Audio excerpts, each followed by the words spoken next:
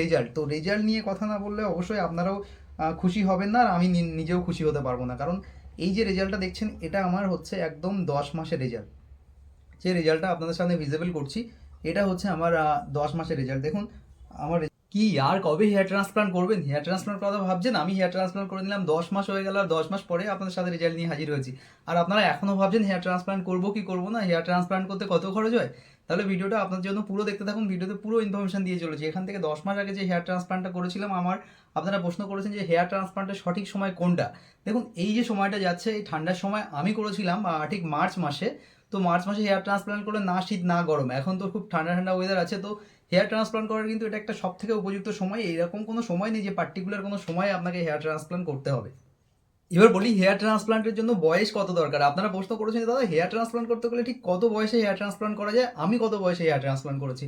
যদি আপনি 18+ হয়ে যান এবং আপনি অনেকটা বল্ড হতে থাকেন, তাহলে কিন্তু আপনার হেয়ার ট্রান্সপ্লান্ট আপনি করতে পারেন। ইভেন আমি এমনও পেশেন্ট দেখেছি যারা 50 বছর হয়ে গেছে। আমি ক্লিনিকে ভিজিট করেছিলাম, আমি দেখেছি একটা 50 বছরের পেশেন্ট এসেছিল, উনি কিন্তু হেয়ার ট্রান্সপ্লান্ট করলো কলকাতা নিউ রুট থেকে। তো আমিও কলকাতা নিউ রুট থেকে হেয়ার ট্রান্সপ্লান্ট করেছি। যাই হোক, এবার বলি যে হেয়ার ট্রান্সপ্লান্ট আমি কখন কখন করার সিদ্ধান্ত নিলাম, এই প্রশ্নটা আপনারা করেছেন বারবার। আমি এটা জানাতে চাই যে আমি হেয়ার ট্রান্সপ্লান্ট করার সিদ্ধান্ত তখনই নিলাম, দেখুন আমি স্কুল লাইফ থেকে, মানে আমি যখন ক্লাস 11-12-এ পড়ি, তখন থেকে আমার হেয়ার ফলটা শুরু হয়েছিল। ফ্রন্টার হেয়ার লাইনটা একটু একটু করে রিডিউস হতে শুরু করেছিল এবং মাথার যে মাঝখানের যে পোর্শনটা থিন হতে শুরু করেছিল। তারপরে আমি হেয়ার ট্রান্সপ্লান্ট করার সিদ্ধান্ত নিলাম, আমি হেয়ার ট্রান্সপ্লান্ট করবো ভেবেছিলাম তখন থেকে।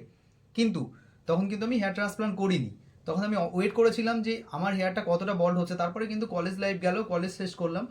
মোটামুটি যখন হেয়ার ট্রান্সপ্লান্ট করলাম আমি 26 বছরে গিয়ে হেয়ার ট্রান্সপ্লান্ট করলাম, দেখলাম আমার হেয়ারগুলো অনেকটা স্টেবল হয়ে গেছে যে হেয়ারগুলো, এবং ফ্রন্টার হেয়ার লাইনটা একেবারে রিডিউস হয়ে গেছে।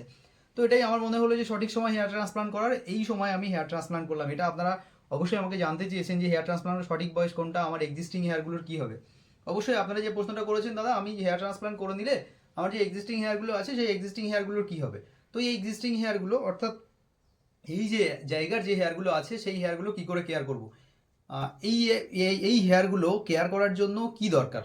তো দেখুন হেয়ার ট্রান্সপ্লান্টের আপনার ডোনার এরিয়া থেকে যে গ্রাফগুলো পিছন থেকে ডোনার এরিয়া থেকে নিয়ে এসে সামনে ইমপ্লান্ট করা হবে, সেই হেয়ারগুলো তো থেকে যাবে। কিন্তু এক্সিস্টিং যে হেয়ারগুলো, এগুলো মিনক্সিডিল না ব্যবহার করলে, পিআরপি না নিলেও কিন্তু আমি এরকম একটা রেজাল্ট, এরকম ডেন্সিটি কিন্তু পেতে থাকবো। এটা নিয়ে কোনো অসুবিধা নেই, নো ডাউট। কিন্তু যে এক্সিস্টিং যে হেয়ারগুলো আছে, এই জায়গাতে যে হেয়ারগুলো আগে থেকেই ছিল, এগুলো তো ঝরে যাবে। কারণ এটা আমার জেনেটিক হেয়ার ফল, আমার বংশগতভাবে এটা আছে। তো এটা তো ঝরে যাবে। এটার জন্য কি করা উচিত, এটার জন্যই কিন্তু ওই পিআরপি নিতে হচ্ছে, মিনক্সিডিল ইউজ করতে হচ্ছে। মিনক্সিডিল আমি বলেছি, আগে আমি একটা প্লেন মিনক্সিডিল ইউজ করতাম, আমার কাছে যেহেতু আছে আমি একবার দেখিয়ে দিই।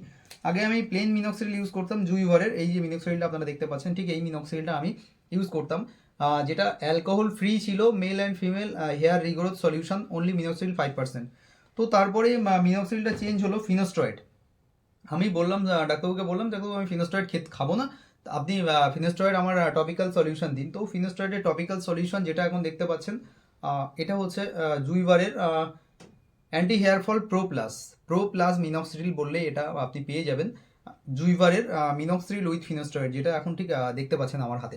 তো আমি এখন এটা ইউজ করছি। তো মিনক্সিডিল কি সবসময় ইউজ করতে হয়? হ্যাঁ, মিনক্সিডিল কিন্তু আমি হেয়ার ট্রান্সপ্লান্টের 1 মাস পর থেকে নিয়ে শুরু করে আর এই 10 মাস কমপ্লিট হয়ে গেল, যে রেজাল্টটা আজকে বর্ণনা করতে এসেছি আপনাদের কাছে, 10 মাস পর্যন্ত কিন্তু ইউজ করে আসছি, কন্টিনিউ ইউজ করছি এমন নয়। মাঝে মাঝে 1-2 দিন গ্যাপ দিই আমি, কখনো কখনো গ্যাপ দিয়ে ফেলি, তখন ইউজ করি না। আমি স্ক্যাল্পটাকে প্রতিদিন, কিন্তু যেহেতু মিনক্সিডিল যারা ইউজ করেন, প্রতিদিন হেয়ারে শ্যাম্পু করার কি প্রয়োজন। আপনি যদি মিনক্সিডিল ইউজ করেন না, আপনার মাথায় কিন্তু খুশকির হওয়ার প্রবণতাটা অনেক বেশি থাকে। তাই খুশকির জন্য আপনাকে অবশ্যই অবশ্যই আপনাকে জনসন বেবি শ্যাম্পু দিয়ে হেড ওয়াশ করতে হবে, এটা আপনি মাথায় রাখবেন। আমি দেখেছি, আমি এরকমও করেছি, ধরুন মিনক্সিডিল ইউজ করলাম 2 দিন, পরপর 2-3 দিন মিনক্সিডিল ইউজ করলাম, তারপরে কিন্তু পরপর প্রতিদিনই তো ওয়াশ করি। যেদিন মিনক্সিডিল লাগাচ্ছি না, সেদিনও কিন্তু আমি শ্যাম্পু ইউজ করি, মাথায় খুশকিটা হতে দিই না। কারণ ওই ড্যান্ড্রাফগুলো আমাদের চুলের রুটগুলোকে ব্লক করে দিলে না, আমাদের কিন্তু চুলগুলো ঝরতে শুরু করে। তো এটা অবশ্যই আপনারা যারা হেয়ার সচেতন মানুষ আছেন, যাদের হেয়ার ফল হচ্ছে, অবশ্যই আপনারা এটা করবেন। হেয়ারটাকে অনেকটা ক্লিন রাখার চেষ্টা করবেন, তাহলে দেখবেন হেয়ার ফলটা এতটা পরিমাণে হবে না। এটা কত টাকা খরচ হয়েছে? তো দেখুন আমি না 20 টাকা করে কলকাতা থেকে হেয়ার ট্রান্সপ্লান্ট করেছি, আর 20 টাকা করে পার গ্রাফট ছিল, এবং 3000 গ্রাফটের সার্জারি ছিল, এবং 60,000 টাকা লেগেছিল। শুধুমাত্র হেয়ার ট্রান্সপ্লান্ট করতে আমার 60,000 টাকা খরচ হয়েছিল। এর সঙ্গে ছিল আমার 3টে পিআরবি ফ্রি ছিল, এবং 7 ডেজ মেডিসিন ফ্রি ছিল। আপনারা প্রশ্ন করেছেন আপনার কি মেডিসিন ফ্রি হেয়ার ট্রান্সপ্লান্ট মোটেও না, মেডিসিন ফ্রি হেয়ার ট্রান্সপ্লান্ট না। আমি কিন্তু মেডিসিন নিয়েছি, আমি পুরো 3 মাসের মেডিসিন নিয়েছি। আপনাদেরকে পুরোপুরি পরিষ্কার করতে চাই, আপনারা অনেক প্রশ্ন করেছেন আমাকে। আমি 3 মাস মেডিসিন নিয়েছি। এই 3 মাসের medicine costing with minoxidil with shampoo নিয়ে আমার কস্টিং এসেছিল 10,000 টাকা। তাহলে 60,000 আর 70,000 টাকা, এটা আপনাদেরকে আজকে পরিষ্কার ধারণা দিয়ে দিলাম। 10 মাসের পুরো ধারণাটা যখন দিতে চলেছি একদম পরিষ্কার, আমার মনে হয় একদম পরিষ্কার করে আপনাদেরকে বলা ভালো। কারণ আপনারা সবসময় আমাকে যারা ফলো করছেন না, যারা ফলো করছেন না, অবশ্যই চ্যানেলটিকে সাবস্ক্রাইব করে সঙ্গে থাকুন। কারণ অনেক ইনফরমেশন আমি আগামীতে প্রোভাইড করবো, সবসময় আপনাদের সাথে প্রোভাইড করে এসেছি। তো এটা গেল কস্টিংয়ের ব্যাপারটা আপনাদেরকে বললাম, মিনক্সিডিলের ব্যাপারটা আপনাদেরকে বললাম।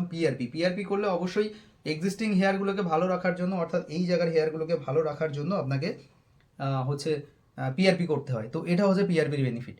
আর সঙ্গে সঙ্গে পিআরপি করলে আপনার যে যে হেয়ারগুলো ট্রান্সপ্লান্ট করা হয়েছে সেগুলোও তো অনেক বেশি ডেন্সিটি পাওয়া যায়, অনেক ভালো ডেন্সিটি পাওয়া যায়। তাই যেহেতু পিআরপি করুন না, পিআরপি অনেক ভালো ট্রিটমেন্ট। পিআরপি করলে কোনো সাইড এফেক্ট নেই, মিনক্সিডিল লাগালেও কোনো সাইড এফেক্ট নেই। আপনারা বলছেন মিনক্সিডিল কি লং লাইফ লাগিয়ে যেতে হবে? দেখুন, মিনক্সিডিল আপনি ছাড়তে পারবেন না, হেয়ারের আপনার সমস্যা আছে। আপনার কোনো অসুখ হলে তো মেডিসিন নিতে হয়, ঠিক তেমনি আপনার চুলের সমস্যা হচ্ছে, আপনি চুলে মিনক্সিডিল ইউজ করুন।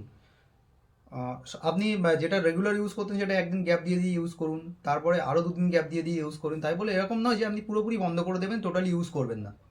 যেহেতু আপনার হেয়ারের সমস্যা আছে, হেয়ার ফল আছে, তাহলে আপনাকে এটা ইউজ করে যেতে হবে, কন্টিনিউ করতে হবে।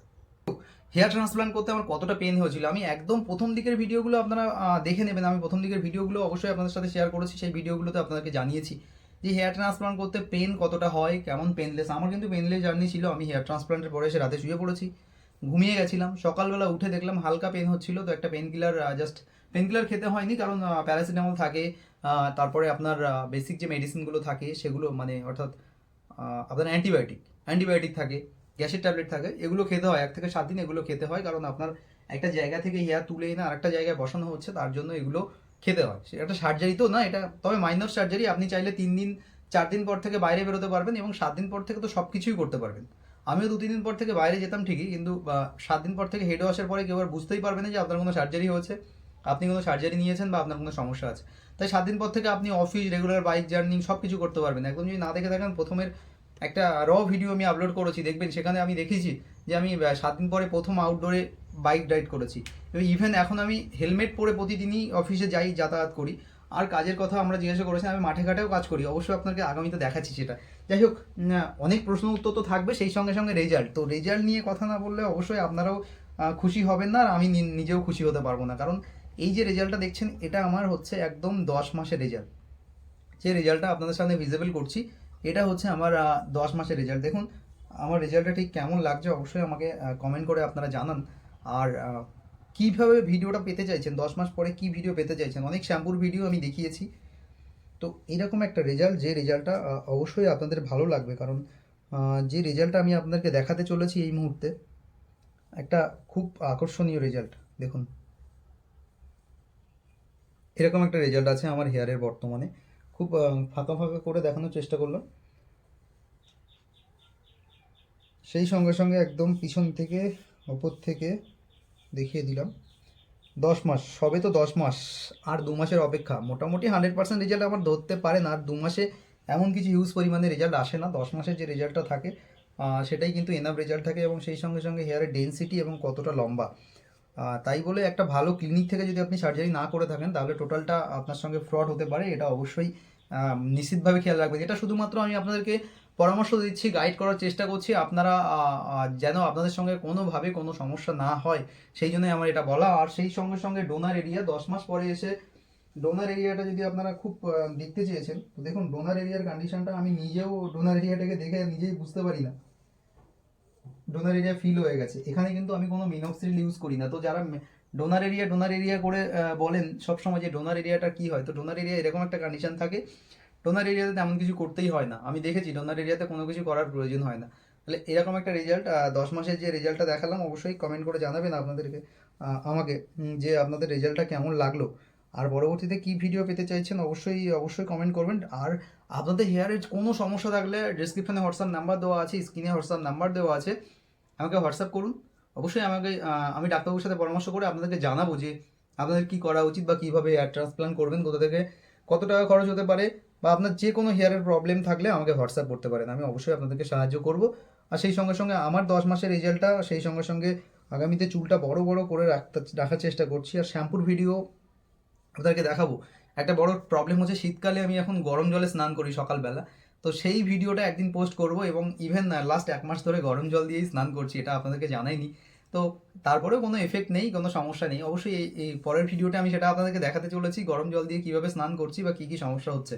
এই ভিডিওটা ভালো লাগলে চ্যানেলটিকে সাবস্ক্রাইব করে সঙ্গে থাকুন, আর লাইক শেয়ার কমেন্ট করুন, অনেক কমেন্ট করুন, অনেক শেয়ার করুন, আপনাদের বন্ধুদেরকে শেয়ার করুন। ভিডিওটি দেখার জন্য অসংখ্য ধন্যবাদ।